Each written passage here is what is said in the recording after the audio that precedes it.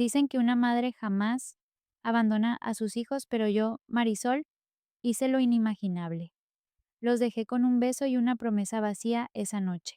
La razón, una pobreza cruel. Esa verdadera traidora que te arrincona. Pero juro por mi vida que volvería con pan de verdad, no migajas.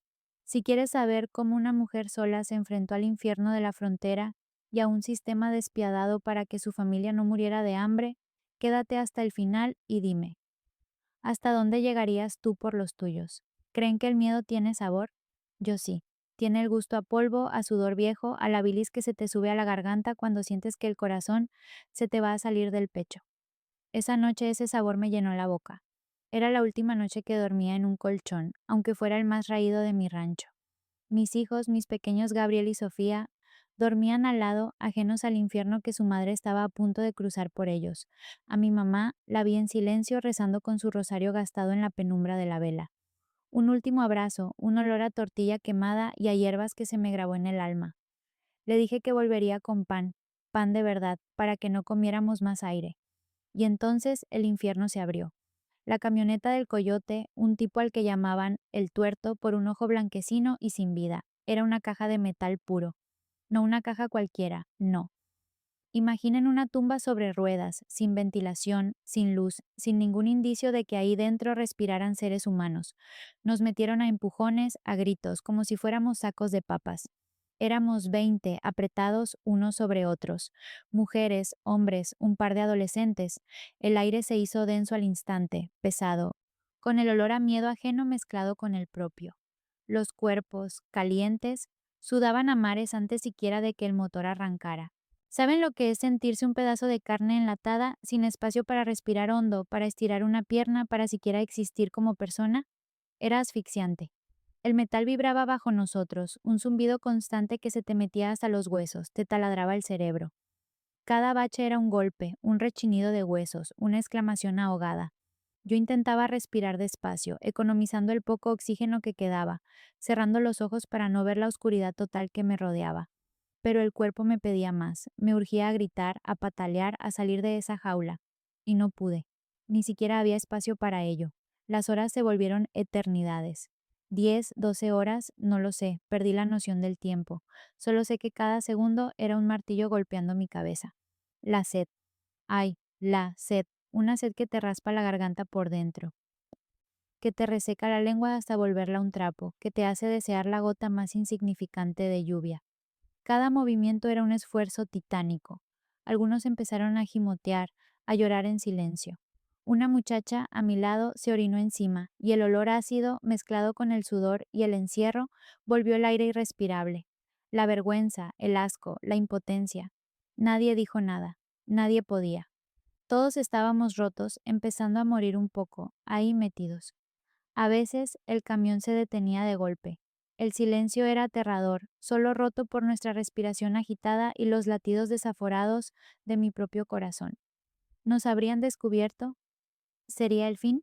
Entonces volvía a arrancar, y con cada nuevo traqueteo volvía a recordar por qué estaba ahí, sufriendo esa agonía. Gabriel, Sofía, mi mamá. Sus caras eran los salvavidas en ese mar de oscuridad y desesperación. Cuando finalmente la caja se abrió, pensé que era el cielo, pero no, era la noche. El aire fresco, aunque cargado de tierra, me golpeó la cara como una bofetada helada. La luna era una astilla pálida en el cielo y el silencio del desierto me envolvió. Pero el alivio duró poco. Abajo, abajo ya, malditos, gritó el tuerto con una voz ronca que no admitía réplica. Nos empujaron hacia la tierra árida. Éramos como muñecos rotos, tambaleantes, con las piernas entumecidas, los cuerpos rígidos por la falta de movimiento. Y ahí empezó lo peor, la travesía a pie. Los famosos 47 kilómetros de puro miedo. Eso fue lo que nos dijo. 47. ¿Se imaginan caminar esa distancia en plena noche por un terreno pedregoso y lleno de maleza, sin agua, sin comida, solo con el miedo como única compañía? Mis pies, aún adormecidos, se hundían en la arena suelta, resbalaban en las piedras sueltas. El frío de la madrugada calaba los huesos, pero el terror me mantenía ardiendo por dentro. El tuerto y sus secuaces, otros 3 hombres callados y con miradas de hiena, nos apuraban sin piedad. Más rápido, no se queden atrás o los dejo, gritaban, y sus voces eran látigos que nos fustigaban sin parar. La oscuridad era tan densa que solo veías las sombras de los que iban delante, arrastrándose, tropezando. A veces, las linternas de los coyotes barrían el suelo y la luz revelaba caras demacradas, ojos desorbitados, labios partidos. Sentía el corazón martilleando contra mis costillas, una batería de guerra que sonaba en mis oídos. Cada latido era un recordatorio de que estaba viva, pero también de lo cerca que estaba de dejar de estarlo. La sed volvió, más intensa, más salvaje que en el camión. La garganta se me cerraba. Traté de tragar saliva, pero la boca estaba seca como el polvo. Pensé en la poca agua que nos habían dado al salir del camión, un sorbo miserable de una botella compartida entre 5. Era nada. Mis ojos escrutaban el suelo, buscando cualquier cosa, una gota, un cactus que pudiera exprimir, cualquier engaño que me diera la ilusión de humedad. El tuerto no tenía piedad. Si alguien se rezagaba, si alguien caía, él estaba ahí, con su sombra imponente y su voz amenazadora. Arriba, no es hora de dormir. ¿Quieren que los encuentre la migración? Y si eso no bastaba, el silbido agudo del taser. Ese sonido, el chasquido eléctrico, se me quedó grabado.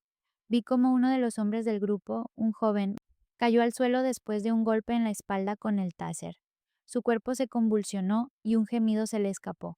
Nadie se atrevió a ayudarlo. Ni siquiera miramos. El miedo nos paralizaba. Nos convertía en bestias egoístas, solo pensando en sobrevivir un paso más, un minuto más. El joven se levantó, temblando, y siguió adelante con la mirada perdida. El sol empezó a asomarse, un fuego rojo que pintó el horizonte, y con él llegó el calor. Un calor despiadado que rebotaba en la tierra, que te quemaba la piel, que te asfixiaba aún más. El aire se volvió espeso, pesado, ya no podías respirar hondo sin que te dolieran los pulmones. Los pensamientos se volvían confusos. ¿Dónde estaba? ¿Cuánto faltaba? Mis piernas eran de plomo, cada paso una tortura. Mis pies ardían dentro de mis zapatos baratos, llenos de arena y ampollas. Y fue entonces, cuando el sol ya estaba alto y el desierto parecía un horno gigante, cuando la vi. Una niña. No tendría más de 5 o 6 años. Iba con su mamá, una mujer delgada con ojos hundidos. La niña ya no podía más. Sus pasitos eran erráticos, se caía una y otra vez. Su madre la cargaba un poco, la arrastraba, le susurraba cosas al oído, lágrimas silenciosas rodando por sus mejillas. El tuerto las vio. Se acercó y con un empujón brutal separó a la niña de su madre. No hay tiempo para debiluchos. Quien no pueda se queda. Mis pies seguían avanzando, impulsados por la misma inercia que arrastraba a todos los demás, por el terror de ser la siguiente, por la promesa a mis hijos, por la cobardía que nos había convertido a todos en sombras sin alma. Su madre, rota, destrozada, se vio obligada a seguir.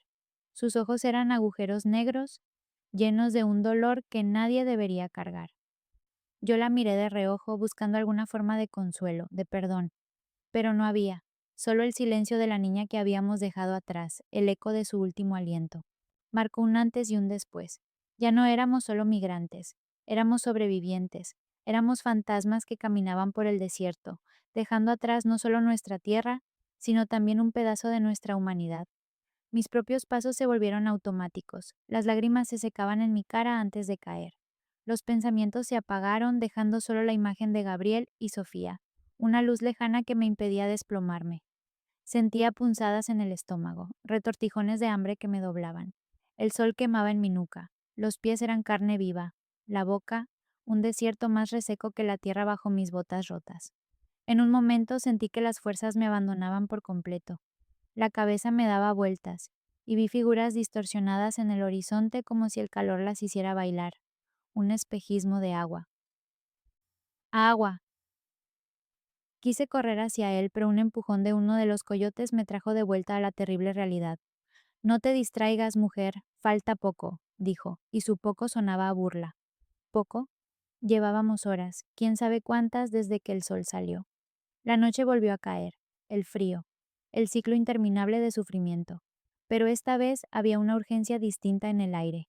Los coyotes parecían más nerviosos, más acelerados. Estamos cerca, silencio absoluto, y de repente, en la penumbra, vi una luz lejana. Otra. Y otra. Eran las luces de una carretera. Las luces de un pueblo, quizá. No lo sabía. Pero era algo diferente al desierto infinito.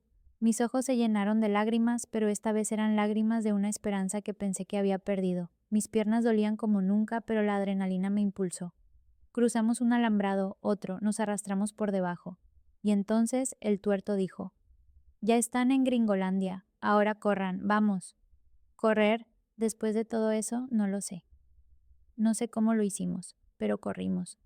Tenía que lograrlo por ella, por todas las que se quedaron en el camino. Caí de rodillas, el sabor a tierra en mi boca. Me levanté. Seguí.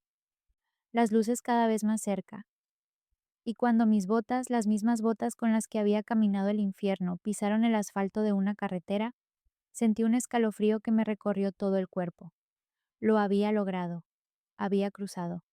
17 horas de infierno, de sed, de miedo, del zumbido del taser. Mi cuerpo era un mapa de dolor, pero mi espíritu, aunque magullado y con cicatrices profundas, seguía ahí.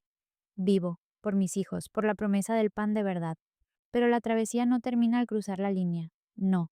La frontera es una herida abierta que llevas contigo, una cicatriz que te recuerda el precio de cada paso, de cada sueño. Esa noche, mi alma, mi piel, cada fibra de mi ser había pagado el precio. Cada latido en el desierto, sí, sonaba como la última campanada de mi vida, pero también como el primer tambor de una nueva. Fue ahí, en ese asfalto, bajo esas luces ajenas, donde entendí que el verdadero viaje apenas comenzaba. La frontera no era solo una línea en la tierra, era un abismo entre mi pasado y un futuro incierto, entre mi identidad y la que tendría que forjar. Y yo, Marisol, estaba en el borde de ese abismo, con el corazón roto, los pies sangrando y la memoria de una niña que me perseguiría para siempre. El miedo había tenido sabor, sí, pero también lo tenía la promesa, la esperanza. Y ese sabor, el de la esperanza, a veces sabe a lágrimas, muchas, demasiadas. Hoy cada 15 días envío esos $400.